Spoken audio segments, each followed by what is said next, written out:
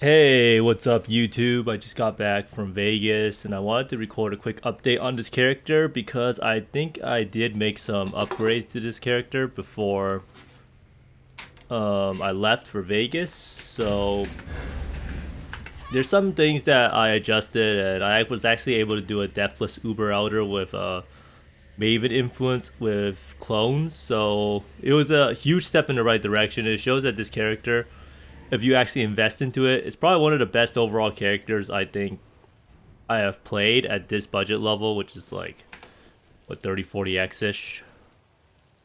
But I'm gonna go over the gear. I'm gonna go over what made it better and what changes I would probably make in the future because there are a lot of changes. There are a lot of different ways of doing it, and after talking to some people, I realized that a lot of people think Exsanguinate is now going to be OP, and a lot of people are going to play it at league start. So it seems like no matter what I do, the thing is OP and might be nerfed. So I don't really know what to do. But after this, I'm probably going to try out a Toxic Rain character, see how it is. Might even try it out on Ascendant, but we will see. So today's video is going to be pretty short. I'm just going to go over my gear again, and then I'm gonna go showcase the bossing kill for Uber Elder and how the map clear looks like with chain. And keep in mind the gems I have are pretty bad, so this is actually just normal chain, so you're missing one chain, so lots of improvement to be had. But let's get straight into the gear and the upgrade process for this character. So I don't really remember what my gear was last time, but I'm going to go over everything again just because it helps me just to think about the process and what could actually be changed. And I also have this late game POB. So I'm going to compare some of the stuff that this POB has. This POB has 31.2 mil DPS, which is pretty insane for a dot build. Because normally you can't really scale dot builds that much. And since you don't have crit multi to scale with, as crit multi, as you know, like 400% crit multi is pretty much 4x damage. But we will make do with what we can to scale the damage for this build. So here we have this wand is trigger socketed spell, +1 fizz spell skill gems, and then there's also +1 spell skill gems, which is actually better than +1 fizz. But ideally, you would probably have +1, so you have +1 fizz, +1 spell, and I think you get physical damage dot multiplier. I think that's a prefix, so you have your 3 prefixes, and suffixes you'll have the socketed spells crafted on T1 cast speed, and I'm not really sure what you would have for the last thing. Let's see what the POB has here. So the POB here has +1 fizz. Oh, it's multi-modded, so you pretty much just want. So you would probably make this wand by reforging fizz after you fracture those spell skill gems. So this is actually not that crazy of a wand to be had. But I just want to showcase like how big of a difference like plus gems are for this build. So I'm gonna copy over this one. Oh, I can't even copy over this one. But just playing around with the skill, if you lower like Exsanguinate by 1 level, you can see it is over 10% damage. So each level you get for the skill is pretty much 10% more damage. So for a dot build, it seems like the best way to scale the damage is to get plus level gems, and that's why Cold Iron Point is actually so good for this build. So I put Cold Iron Point as a more like soft core playstyle. So if you don't care about the block and you don't want to trigger the socket of spell skill gems, then Cold Iron Point is probably going to be more damage than any one until you get into the perfect tier. And the perfect tier is +1/+1 with what's it called? +1/+1 with physical damage multiplier. And it's not exactly the hardest one to roll, but you would need to fracture spell skill gems, which could be very, very expensive. So next I have Crown of the Inward Eye, and you have Exsanguinate deals 40% increased damage.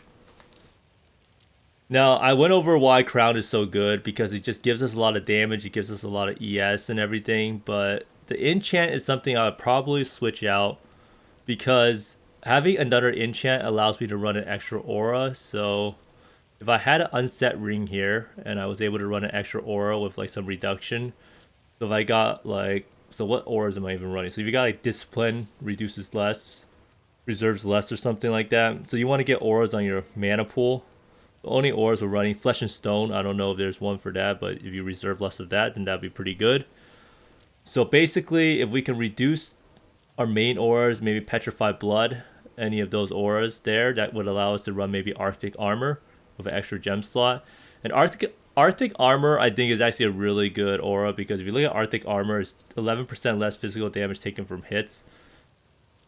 So this is actually pretty big, because one of the main reasons why we die so much is fizz hits on this build.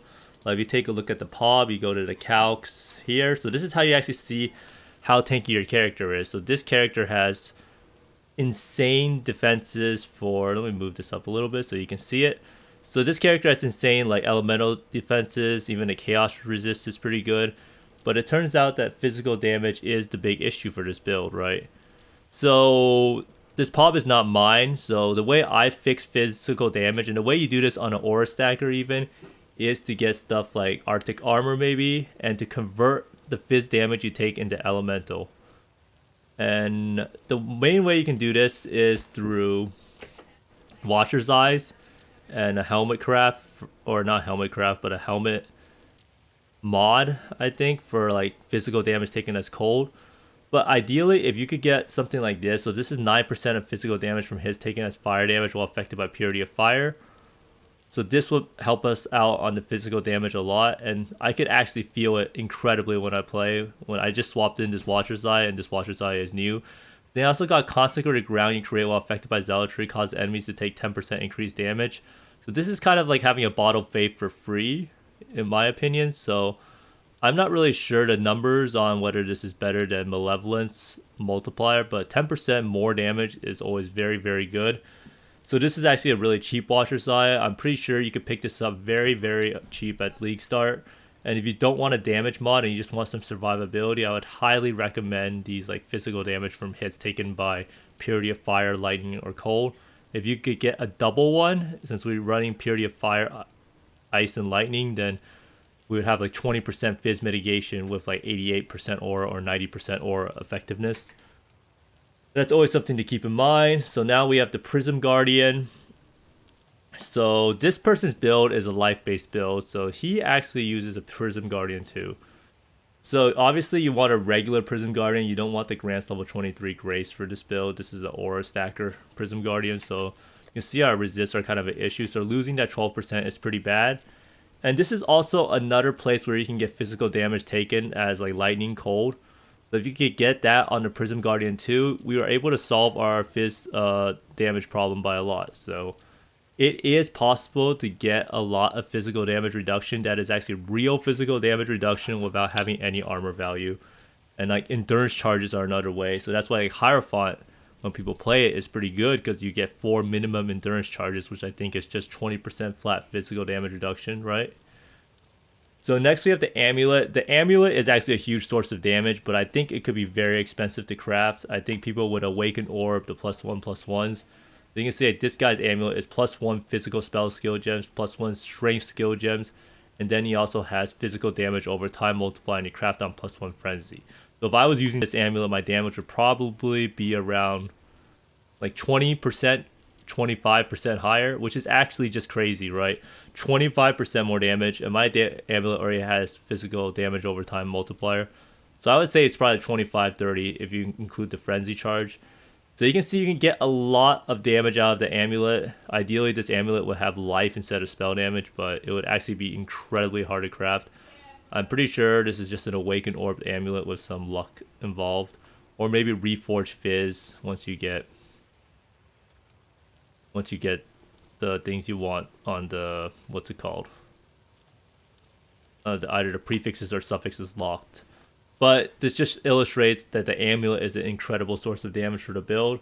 So for me, I personally use Asenath's Gentle Touch. These gloves are another source of damage for a lot of people, because you can get physical damage over time multiplier. You can use Apothecary gloves. So this person here has this gloves, 26% increased damage over time, 18% on an implicit, 22% damage over time multiplier, and Culling Strike. So these gloves are pretty insane. If I put these gloves on, it's already 10% more damage from the Culling Strike. Then you have a 22% multiplier along with like 50% damage over time. So the gloves are huge, but I don't think anything can compare with Explode, especially when we can actually scale the fizz damage, because we have some fizz percent on our tree. So Asenaths for me personally are the go-to, even though it's not exactly the best for bossing. If you were super try hard, you would probably have a bossing set of gloves, but that seems a little too crazy for me, a little too much work. So the rings, I have physical damage, leech as life, and cast speed. This is pretty normal. You can get this on a delve ring, or you can get the physical damage, leech as life on the amulet. Another source of it is with vitality. There is a Watcher's Eye vitality that makes it so that you leech all your damage as life, but that's something we can look for if you want to get on a Watcher's Eye. So you can just have a Watcher's Eye with vitality and one of these physical damage taken, and that would be a pretty good solution. This is actually feels really bad linking arrogance to vitality, only because it wastes one gem slot. So maybe I can find a way to figure out the aura situation so it's more optimal, because gem links are everything for this build. So like that's why you want to unset ring here. So this is a Vone ring. So Vone is kind of an interesting proposition with Asenath. So I had to take this Whispers of Doom node so I could have 2 curses. Not really sure how worth it is. It is 3 points, but Vone does help a lot. But does it help that much? Like you can see here, it's like 31 mil damage, right? So if you turn on Vone, I think this person runs Vone. This person doesn't even run vulnerability, but I tried vulnerability and it was not exactly the craziest damage in the world. But I just have it for now. I might test out something else, but as +2 level of Socketed Gems, I put Discipline in there just for some extra ES. So on that topic, you see that this character is actually fairly tanky. It has 4.4k HP, which is pretty much how much you would have with Petrified Blood. And then you also have to have 2075 ES. So that's a fair chunk of like effective HP. Now having the ES is actually a pretty big thing, especially when you have regenerate energy shield per second while rare unique enemy is nearby. So having the ES kind of solves the problem along with energy leech of the fact that degens kill you. Because degens, you would degen at half of this HP and it wouldn't be mitigated by Petrified Blood, because Petrified Blood only works for hits. But having the energy shield means that the energy shield, this full amount gets degen first before your life. So this full amount is already the same as your life pool almost, right? So it's like you have double your HP effectively because you have this energy shield. So the energy shield, you also have the leech and you have this mod on the belt. So for me personally, this made a huge difference in bossing for Uber Elder. Before when I did Uber Elder, I ran into a puddle, I literally died. I ran into the beam, instant death, right? I don't know if anyone saw the streams, but it was not pretty. But if you watch the kill today, everything is different just because I have a bit more ES. And this amount of HP pool will probably go up to like 5.5k and like 3k ES, I think, if I have perfect gear. So the build will be very, very tanky. And we have all these auras on our boots. And this gives us 86%. And this is without like a cluster here still. So you'll probably be at like 88, 89%. I think at the end of this, which would make you extremely tanky. So the build overall, very, very tanky. Damage is somewhat okay. I think this POB is at like 5 to 6 mil. And another thing I tried out that made a huge difference was having the leadership node. So without the leadership node, the pride aura does not really extend out enough, I think. Or even the flesh and blood to like hit the enemies that well. So you can see if I took off leadership, this thing becomes a lot smaller. But having this leadership node, but this is because we don't have Might of the Meek, it becomes a lot bigger, and it means that we can like do damage to the bosses from a much safer distance. Can I not have but a moment's respite? Having the leadership node was a big, noticeable increase in what's it called? In the single target damage, because sometimes we're not always next to the mob. But overall, I really like that node. So next up, we have March of the Legion boots. You can also get +2 corruption on this, and obviously the enchant, you will want something better. You can get Cannot Be Stunned if you killed recently. You can also get attack and cast speed, which would be really nice, because cast speed does feel very good on this build. The flask overall, you will want to, I think you want a Bottle Faith. Bottle Faith is by far one of the bigger damage upgrades. I think it's just 10% more damage. this setup has a Bottle Faith, yeah, it's pretty much just 10% more damage. This is probably the best setup, right? Basalt Flask, you could also use Taste of Hate. If you have Taste of Hate, Basalt Flask, Quicksilver, Rumi's Bottle Faith, so you don't actually need Chemist Silver Flask. Silver Flask could probably go. Quartz Flask is probably something you want though. Maybe Quartz Flask instead of Basalt Flask or something like that.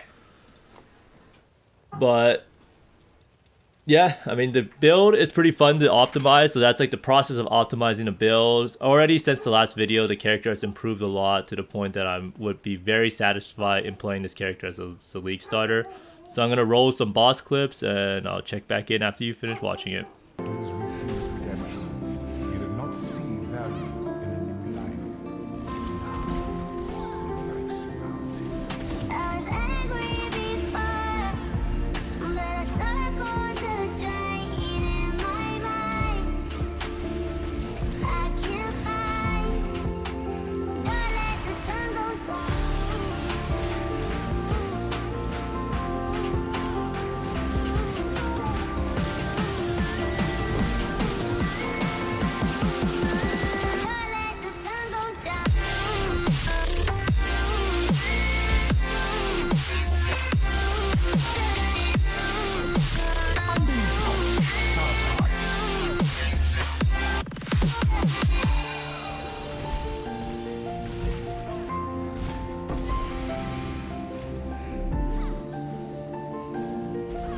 Can I not have but a moment's respite?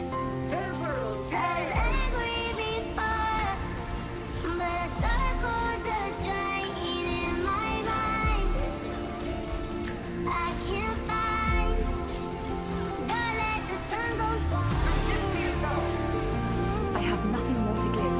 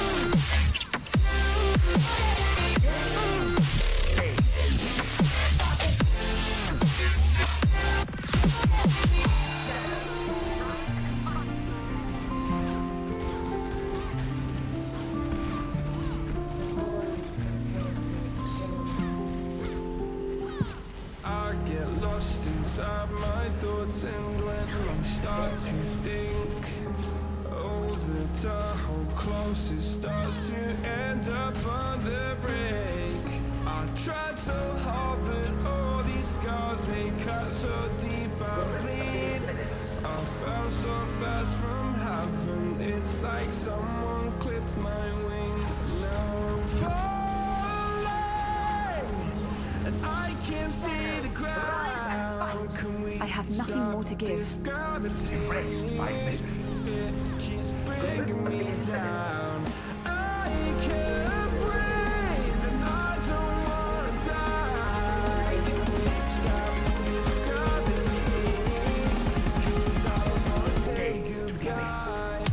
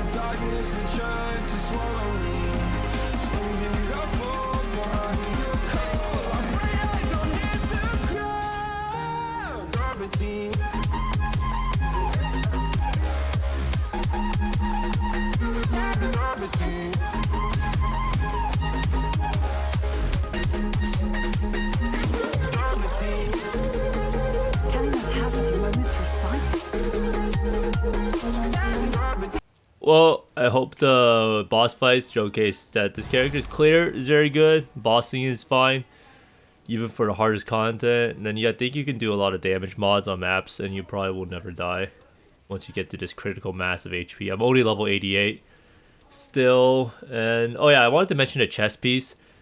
I think ideally, if you were trying to play this game, play this build late game, you would consider probably just getting RMR in your jewels. I don't really know how much life and physical damage over time multi-jewels would be, because it's very niche, like who's using percent life and physical damage over time. So if you can get those on jewels and make up the 10% RMR, maybe you can get an amulet with like RMR Redeemer, or you can maybe swap out this helm with a RMR helm. It's probably worth it if you're playing this build with perfect endgame stuff. Like if you had this helm, you wouldn't need the sack walls anymore, right? And you'd also be an insane amount of damage increase. Nearby enemies take 12% increased phys damage. Actually, probably be even with the what's it called, the Cyrus helm for damage. Then you can also use the astral play, and you would be able to get ailment immunity, increased effect of non-curse auras, which would be huge, and a lot of like life pool. So your HP will be much higher, and you'd probably be tankier a little bit. But you'll lose some ES, but it's just something to keep in mind. There's a lot of options for this build. I'll try to optimize it further in the coming days. Tomorrow I have a big announcement, so be sure to tune into the stream if you're watching this video in the morning or wherever you may be from. But I hope you enjoyed this build and the optimizations I made. So physical damage can definitely be solved. Chaos res is so low, but I haven't really even died to chaos damage yet. Chaos damage is really not that prevalent in the game. Kind of want to get that block and spell block up a little higher, but TLDR, if you want to scale the damage of this build, get more physical damage over time multiplier, and get gem levels. Each gem level you get is literally like 10% more damage. So if you ever have damage issues for dot builds, that's how you do it. Gem levels, gem levels, gem levels. But thanks for watching, everyone, and if you like the content, be sure to like and subscribe, and see you next time. Hope you find more mirrors and exalts than I do.